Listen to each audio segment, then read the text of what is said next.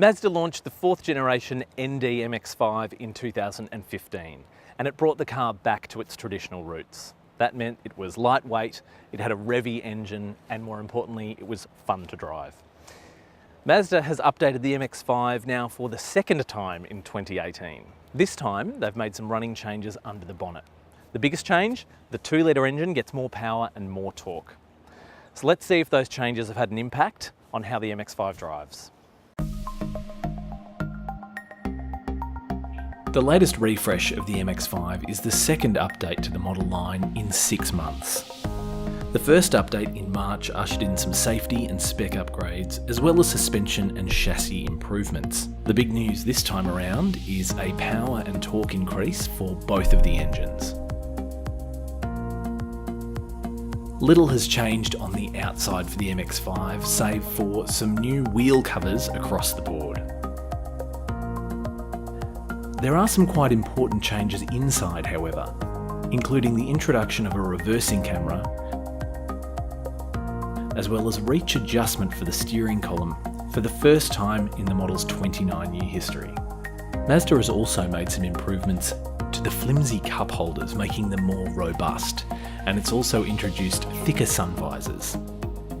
There's more safety gear than before as well, with Mazda adding smart city brake support forward on the Roadster and reverse on the GT, as well as rear parking sensors on the GT too.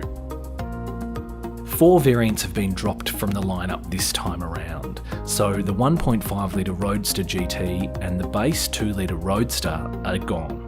Pricing on all remaining variants has increased by $750 a piece, and Mazda says there's extra value in all of the variants, with about $1,100 worth of new gear in the RF GT, while the RF adds about $1,400 worth. Of course, the biggest change for this update is under the bonnet. Mazda has increased the power and torque to both the 1.5-litre 4-cylinder naturally aspirated engine and the 2-litre unit as well.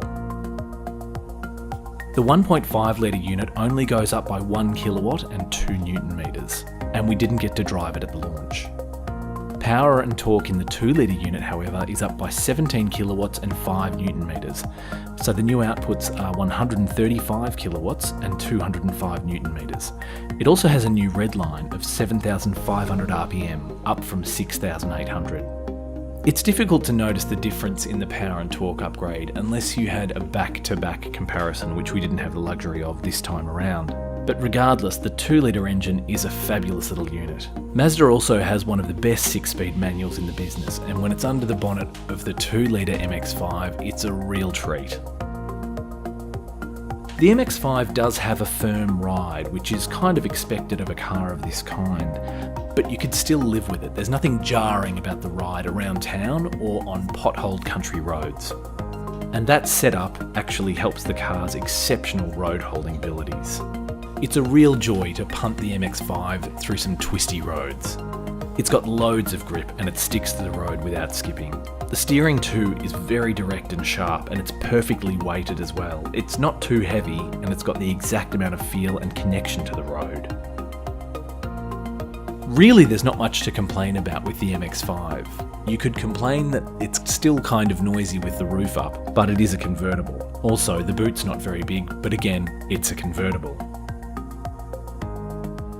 The MX-5 has hundreds of thousands of fans around the world, and it's easy to see why. It's a huge hit here as well. We still think the MX-5 is one of the most enjoyable drive experiences of any car, regardless of price or badge, on the market today. Some performance car buyers might be looking for a V8 or a turbocharged car, but we don't think that those things really compare to the MX-5. There's nothing really like it on the road today. Mazda rightly received a lot of praise when it launched the ND MX-5. It introduced a whole new generation to the MX-5, and it also appeased the purists.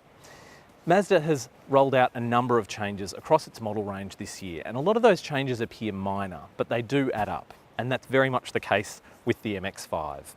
They're not super noticeable, but that extra bit of power and the attention to detail in the interior, and really the car in general, has made a fun car even more exciting to drive.